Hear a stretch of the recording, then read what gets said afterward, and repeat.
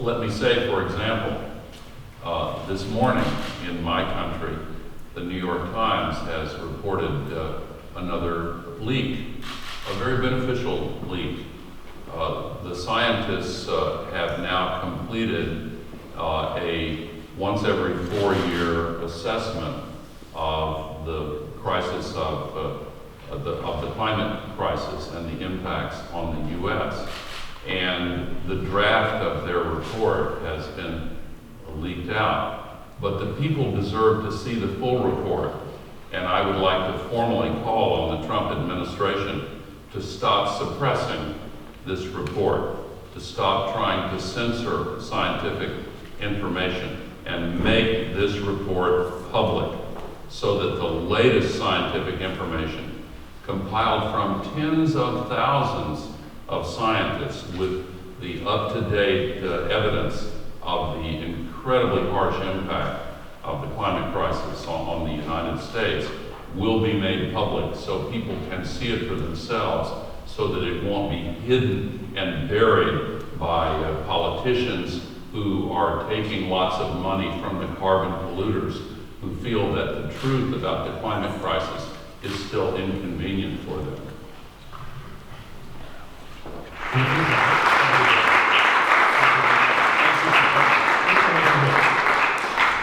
Thank you very much.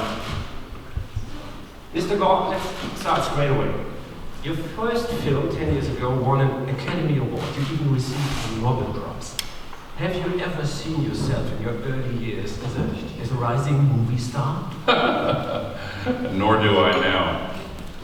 And it's a good thing that I did not have final cut or final editing rights on this movie, because in my mind I am younger and thinner with darker hair, and many of the scenes would not have made it in the movie.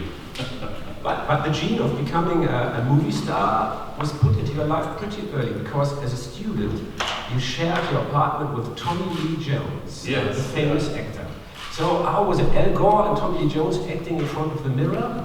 No, but we lived together for 4 years, and we have a pact of secrecy.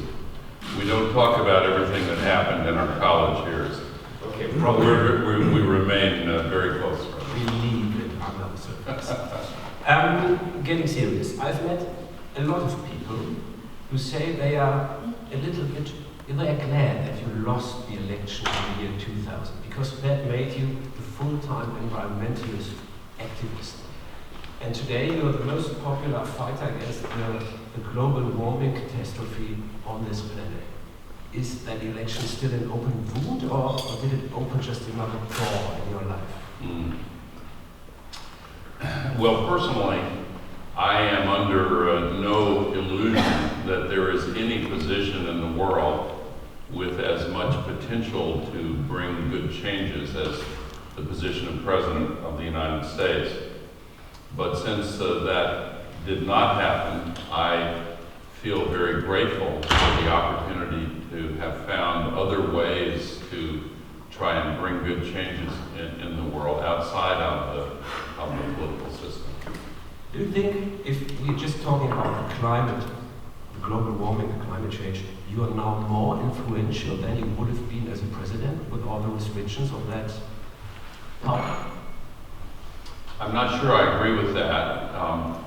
It is true that anyone in the position of president has to focus on many, many different challenges and not just one. So in the sense that I have the luxury of focusing intensely on this one challenge, my energy is not diffuse. It is highly focused. But again, I will say that I think that the position of president is unique in its potential for having influence on what happens in the world. Throwing an eye on the current political affairs, when George W. Bush became president, a lot of people thought, damn, that didn't go well. Now we have a new president in the United States, and a lot of people again say, okay, it went even worse now. Is Trump a real threat for the fight against climate change? Yes, but the damage he is capable of doing has been limited. The U.S. system has a great deal of resilience. We have 3 branches of government and a system known as checks and balances, and the courts have limited some of these proposals, and the Congress has refused to adopt others. And in our federal system, the states and local governments are taking the leadership on climate now. There is a law of physics that sometimes operates in politics, and we all learned it in school. For every action, there is an equal and opposite reaction. And the reaction to Donald Trump is very strong. There is an upsurge of progressive activism and climate activism that is really unprecedented. Since his speech withdrawing the U.S. from the Paris Agreement, even though I was worried other countries might use that as an excuse to pull out themselves, the opposite happened. The next day, the entire rest of the world redoubled their commitments to the Paris Agreement. And the governors of California and New York and many other states stepped forward to announce even bolder commitments, and many cities around the U.S. announced a goal of switching to 100% renewable energy. In his speech, June 1st, to pick one example, President Trump said he was elected to represent Pittsburgh, not Paris. And the next day, the mayor of Pittsburgh said, well, we're still in the Paris Agreement. And he announced his goal of making Pittsburgh 100% renewable. And the movie portrays the story of the most conservative Republican city in the red state of Texas, who, in the heart of oil country, did the arithmetic and found that his citizens could save money by switching to 100% solar and wind, and they have now completed that transition. Many other cities are deciding to do the same thing. If you can convince a very conservative mayor of Georgetown, people say, and the movies are proving it, you have an outstanding talent for convincing people. Why couldn't you convince Donald Trump to stay inside the Paris Agreement? Well, I'm not sure that I can take credit for convincing the mayor of Georgetown, Texas. I think the credit goes to the technology developers and the business leaders who have brought solar energy and wind energy to the point where it produces electricity that is cheaper than electricity from burning fossil fuels. And where the upsurge of climate activism is concerned, again, I think the principal credit may go to Mother Nature, whose voice is far more powerful than any of us individuals speaking about this. The climate-related extreme weather events, as we saw in Southern Europe this week, and we have seen in many other places on a regular basis, have really opened people's eyes. The temperature extremes, the rain bombs, these unprecedented downpours, the droughts in places like Spain, the fires that follow the drying of the vegetation and the high temperatures, the sea level rise in cities like Miami and countries like Bangladesh and the Maldives that come from the melting of the ice. All of these events and more, the movement of tropical diseases northward, these events have really shaken people up, as they should. And we owe it to our children and grandchildren and to ourselves to take hold of this crisis and solve it. And one other point, I talked about the cheaper prices of electricity and the satisfaction of knowing that you're part of solving this crisis. But there's also an economic argument for jobs and higher wages. In the United States today, solar jobs are growing 17 times faster than all other jobs in the economy. The single fastest growing job is wind turbine technician. The retrofitting of buildings, the introduction of LED lightings, the advance of electric vehicles, the reduction in the cost of battery storage. These and hundreds of other efficiency improvements that are now being developed make up what many are calling the global sustainability revolution, which has the magnitude of the industrial revolution, but the speed of the digital revolution. And it's being driven with the new digital tools, including the Internet of Things and machine learning and other tools that give us the ability to manage molecules and atoms that matches what we have seen with the management of digits of information, bits of information. So I'm very optimistic, as I've said to some of you previously, that we are gaining momentum. I also like to quote a saying from a famous economist in the U.S. who died a few years ago. His name is Rudy Dornbush. And he said, things take longer to happen than you think they will. And then they happen much faster than you thought they could. That's happened with mobile phones, with flat screen TVs, with computer chips, with genomic sequencing.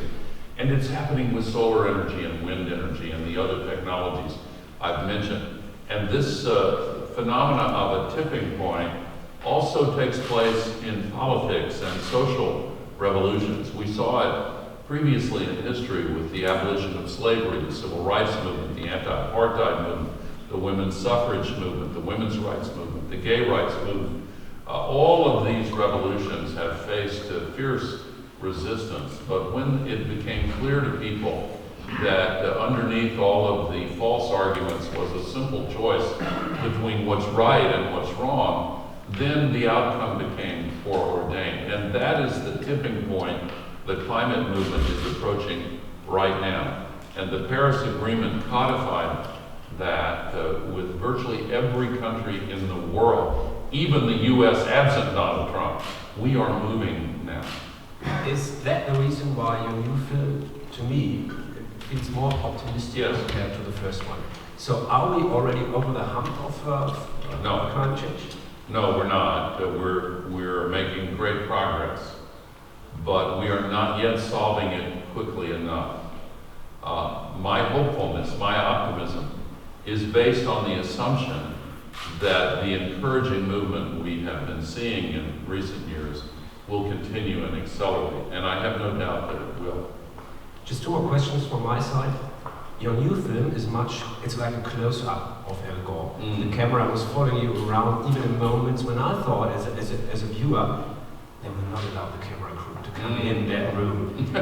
Was it annoying? Was it difficult for you to have that camera crew in your neck all the time? On your neck? If you've never been through an experience like that, it's hard to believe what I'm about to tell you. But human nature is such that you begin to forget they're there, especially if you're going through some emotional experience, like many of the experiences they captured on film. And of course, it also helped that we became good friends during the process.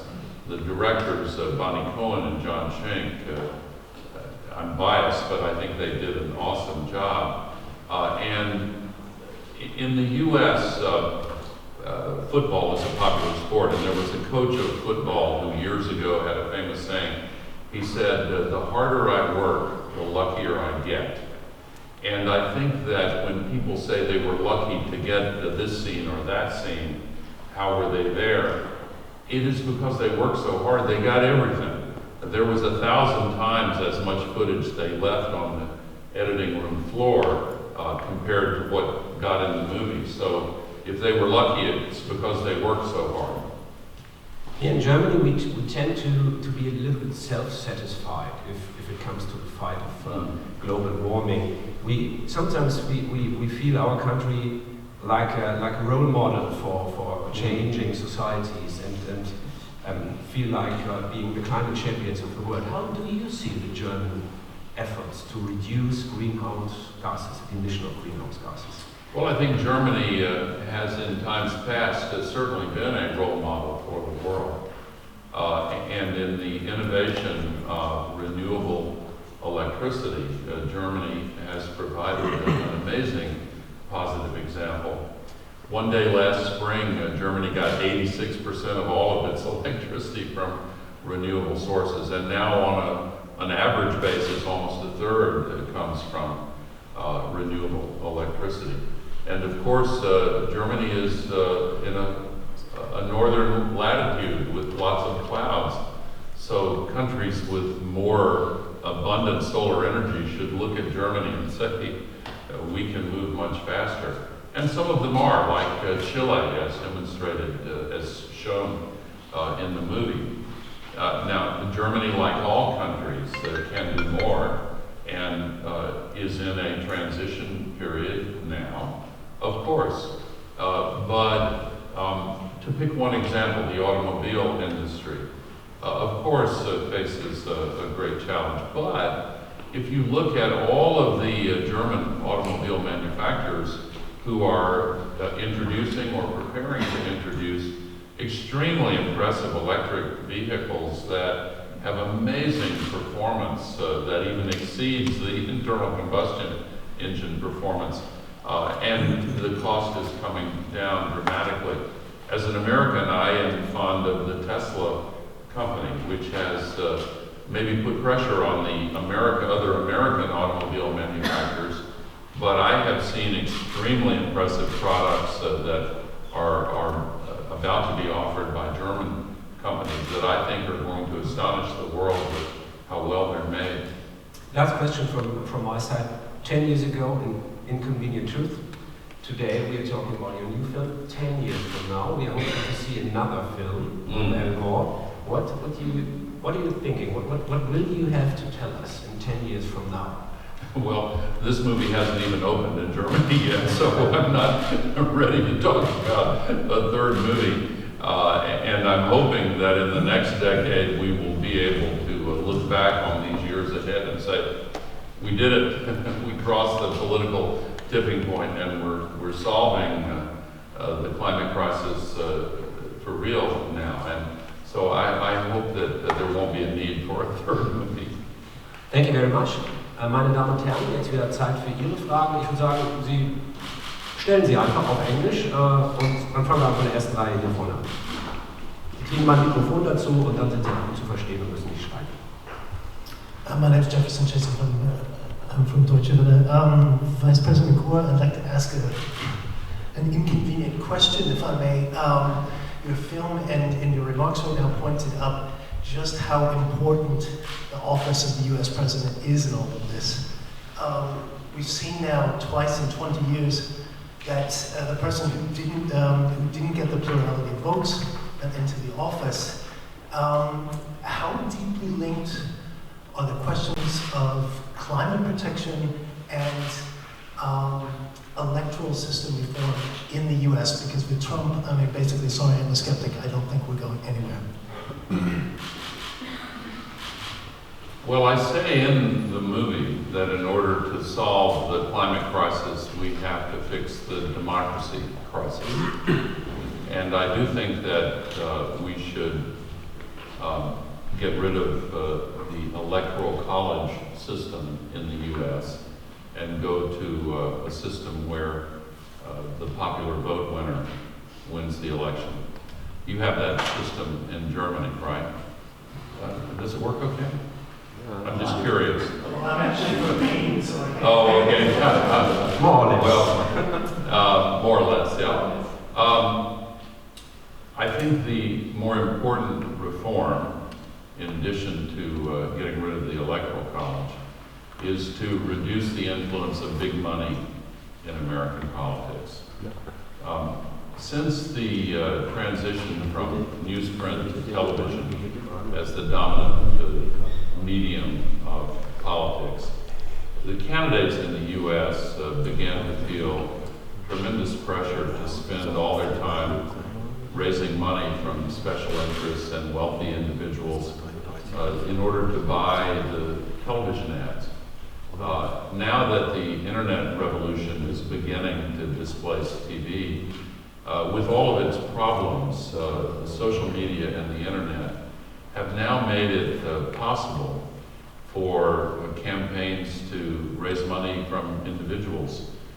Last year in the US election, Bernie Sanders, whether you agree with his agenda or not, showed that it is now possible to run a very robust campaign and potentially a winning campaign without taking any money from lobbyists or special interests, but instead by simply raising money in small amounts from individuals over the internet. And I think that could be the future of American politics, and if it is, it will make those who are in elective office accountable to the people and less beholden to the special interests. Okay, next question, please. Over here.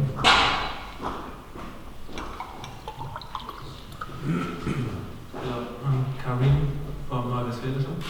Thank you for being here.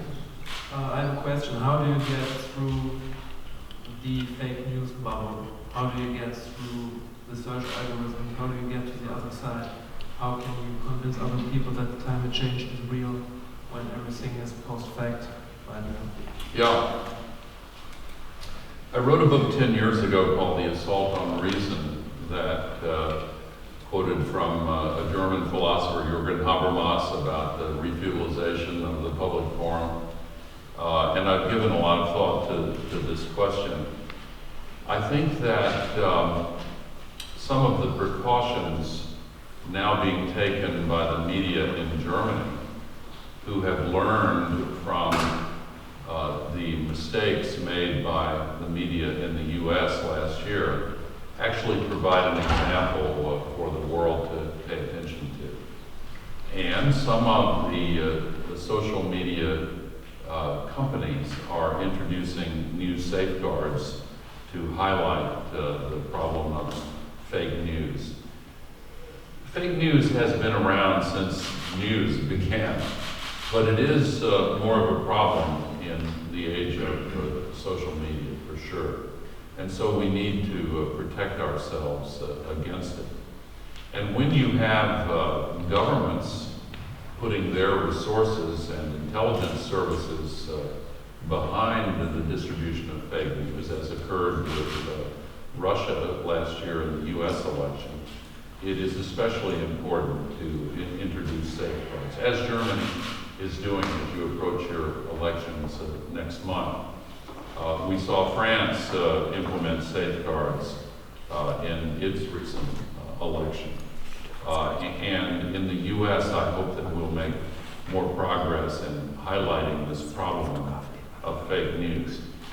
In addition to, one other point, in addition to the role of governments like Russia again, there is the problem of large and wealthy commercial interests using fake news.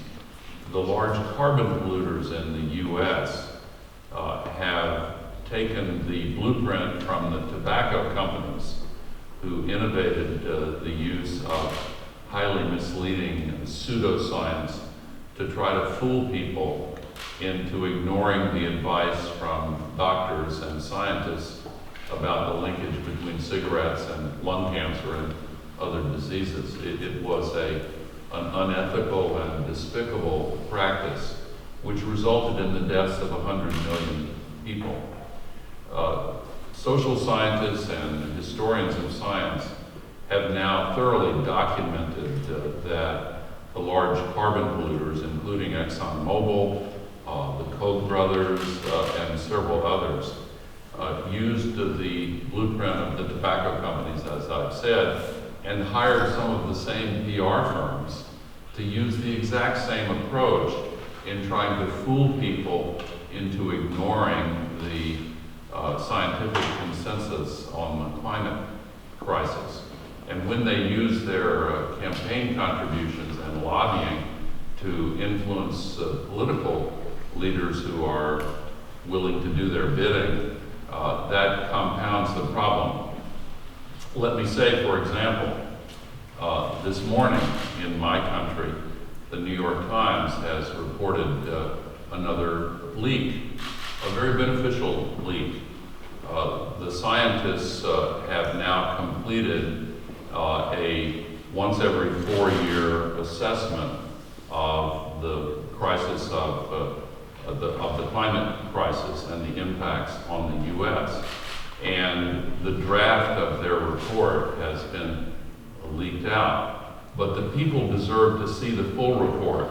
And I would like to formally call on the Trump administration to stop suppressing this report, to stop trying to censor scientific information, and make this report public so that the latest scientific information, compiled from tens of thousands of scientists with the up-to-date evidence of the incredibly harsh impact of the climate crisis on the United States, will be made public so people can see it for themselves, so that it won't be hidden and buried by politicians who are taking lots of money from the carbon polluters, who feel that the truth about the climate crisis is still inconvenient for them. In der vierten Reihe, der Kollege mit dem karierten Hemd hatte noch eine Frage. This is Gore from the newspaper Financial Post. I'd like to ask you what your prognosis is. Will President Trump stay in office for all 4 years of this term? I don't know. I don't have any inside information that would help to answer that question. But of course, as you all know, there's an old saying, where there's smoke, there's fire. And there's certainly a lot of smoke. And I don't know the answer to the question. We're only 6 months into this experiment. And some experiments are ended early for ethical reasons. Whether this one will be ended early or not, I don't know. But many years ago, when I was a very young man, I spent 5 years working as a journalist. It was a great privilege, and I learned a lot. And one of those years when I was working as a journalist was the year 1972. And I remember how many of us who were young journalists in those days admired the reporting of Bob Woodward and Carl Bernstein, who, starting in the late summer of 1972, uncovered the Watergate scandal. And I remember going to a conference of journalists in December of 1972, when the dots had been connected to the point where many of us saw that there was something incredible that had happened at Watergate that connected to many other abuses. And yet President Nixon had been reelected with an historic majority, and many people were asking whether or not this kind of investigation really mattered anymore, whether people found it to be too complicated, maybe it was irrelevant. But only a few months later, the world changed when the facts about the Watergate investigation were made public. Sometimes these investigations have their own rhythm, and they operate underneath the news cycle, largely hidden from public view. And when the processes of the law reach a stage where there's public disclosure of what they have found, the world changes. I don't know whether this is an analogy to what happened in the early 1970s or not. But again, sometimes when there's a lot of smoke, there is fire. Impressive ability to see opportunities where there are threats sometimes. So you're still a very optimistic man. We have another question over here, please.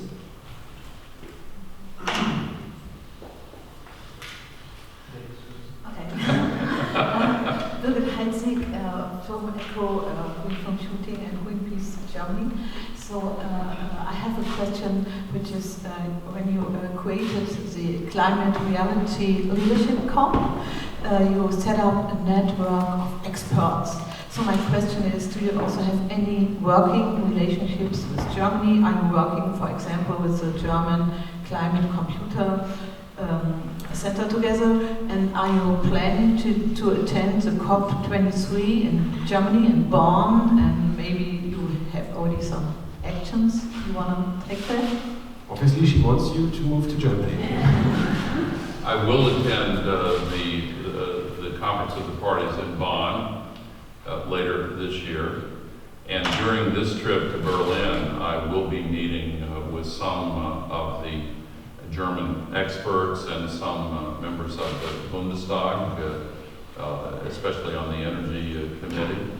And I am in close contact regularly with many of the scientists and scientific institutes here in Germany.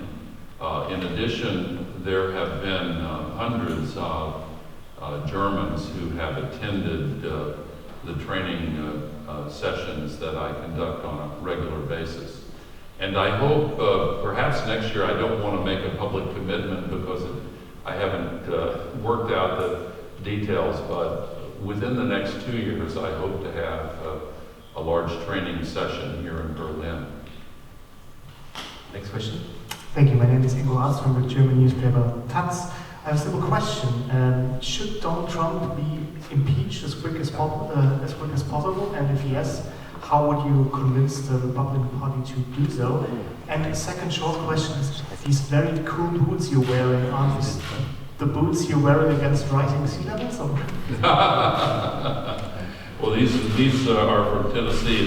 They are 30-something years old, and when I go on a long trip, they're the most comfortable footwear that I have. But thank you for asking. Same ones you were wearing in the movie, right? Yes, but not in the waters in Miami. I had big rubber boots for that. On your first question, that is a question that can only be answered by the investigators who are now going through the evidence, and they've just impaneled. They have 2 grand juries that are issuing subpoenas, and I will leave that question to them. The independent counsel who has been appointed in the U.S., Robert Mueller, is a man who has universal respect regardless of political party. He is known to everyone who's worked with him as a man of incredible integrity and skill. And if he finds at the end of his investigation that there was nothing wrong, then I will accept his findings because I respect him so much. If on the other hand he finds that there is reason to move forward with legal steps, then I think that will also be universally accepted in the U.S. But now is the time simply to wait and see what the investigators find. Wann gleich dahinter in der Reihe die Frage, bitte? Hi, Ewout Kulmans from Belgian newspaper The Morgen. I was interested, you were talking about the economic argument for renewable energy sources. But Donald Trump, he wants states like Pennsylvania and Michigan because he promised to bring the coal industry back. Why is it so hard to convince these people of the economic advantages of renewable sources instead of coal mining and fossil fuels? I think many of them do understand that this transition is inevitable, but it's not so hard to understand how people who are feeling economic distress would be vulnerable to a politician's arguments that he will recreate a past era, even if it's completely unrealistic. The jobs in the coal industry were lost largely due to mechanization of coal mining, and then the introduction of low-cost natural gas from the fracking revolution delivered yet another blow to the coal industry. The market capitalization of the coal industry has fallen almost 90% in the last decade. It's not coming back.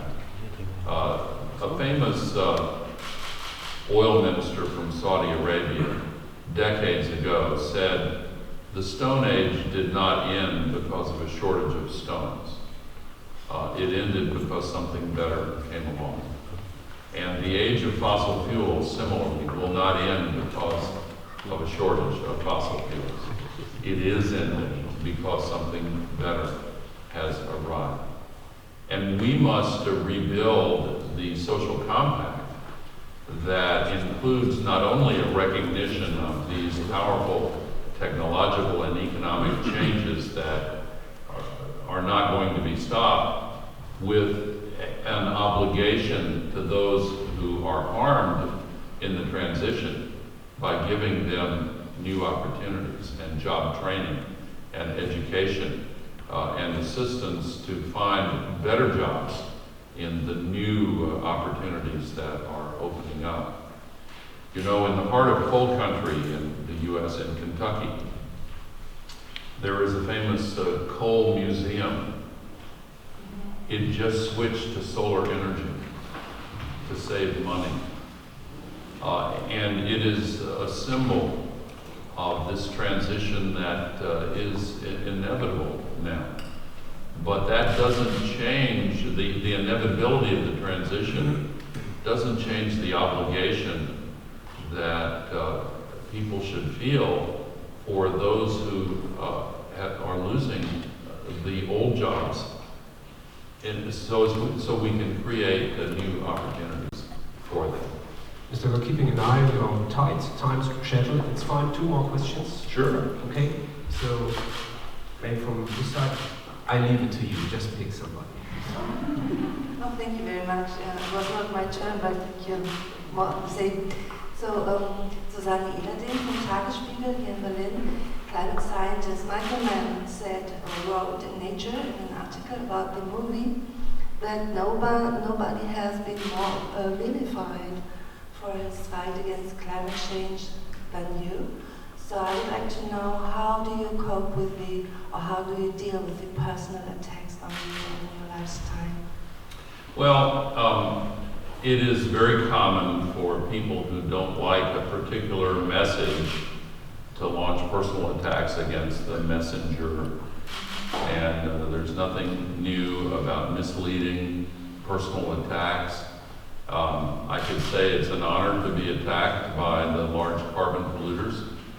It doesn't always feel like an honor, but I've developed a thick skin during my years in the political system, and I feel so passionately about this mission that I'm undeterred by personal attacks. And one more question, please. Vielleicht der Kollege von der Frankfurter Rundschau ganz außen. Hello, my name is Jan Müller, Frankfurter Rundschau and Klimaretter Info. I have 2 short questions now. Would you think that President Trump could stay inside the Paris Protocol, Paris Treaty? Because he said something when he was in Paris last month. And then the other thing is, you were very positive about the German situation. That's okay for the past years, but now in recent years and today, we have rising CO2 emissions. So would you comment on this as well, please? Yes. Well, first of all, I have had no conversations with Donald Trump since his decision on the Paris Agreement. I heard the statement he made with President Macron that you're referring to. I would not put very much belief in that being meaningful. Perhaps others can convince him where I was not able to. And I wouldn't rule out talking with him again if there were unusual circumstances that developed, but as of now, I think it's a waste of time. We simply have to work around him. And the good news again is that we are working around him. The U.S. is going to meet its commitments under the Paris Agreement, regardless of what Trump says or does or tweets. He has isolated himself. The majority of Republican voters in the U.S. Think we should have stayed in the Paris Agreement. A plurality of Trump supporters thought we should have stayed in the Paris Agreement. So he's decided to just do the bidding of the large carbon polluters who are important to him for various reasons. I thought there was a good chance he would come to his senses, but I was wrong. I had reason to believe that he might stay in the Paris Agreement, but the reasoning was overturned by his subsequent decision. Now, where Germany is concerned, many of you here are far more expert than I am about German politics and German policy, so I will just give you the impressions from the vantage point of America. I understand the nature of this transition period, which was made more difficult in the wake of the Fukushima tragedy in Japan, which accelerated the phase out of nuclear electricity generation in Germany. And I understand the difficulties of completing an advanced transmission grid from the offshore wind areas in the north to the heavy industrial use areas in the south. Yet, I am very impressed with Chancellor Merkel and what the German people are doing in spite of these challenges.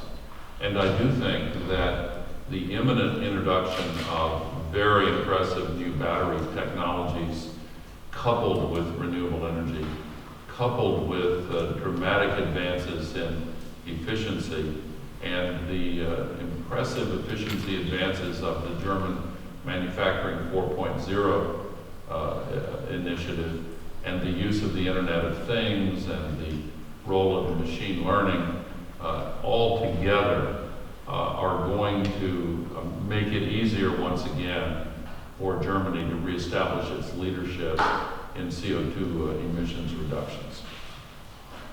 Ladies and gentlemen, thank you very much. I assume you would have had many more questions. Me, myself, would love to talk to you for some more. Well, I would love to keep going too, but Paramount has... Paramount has a very tight schedule for they're slave drivers. Yes, they are. I can really testify that. And so your next appointment is waiting for you, Mr. Gore. Thank you very much. Thank you, Dirk, and thank you all, ladies and gentlemen.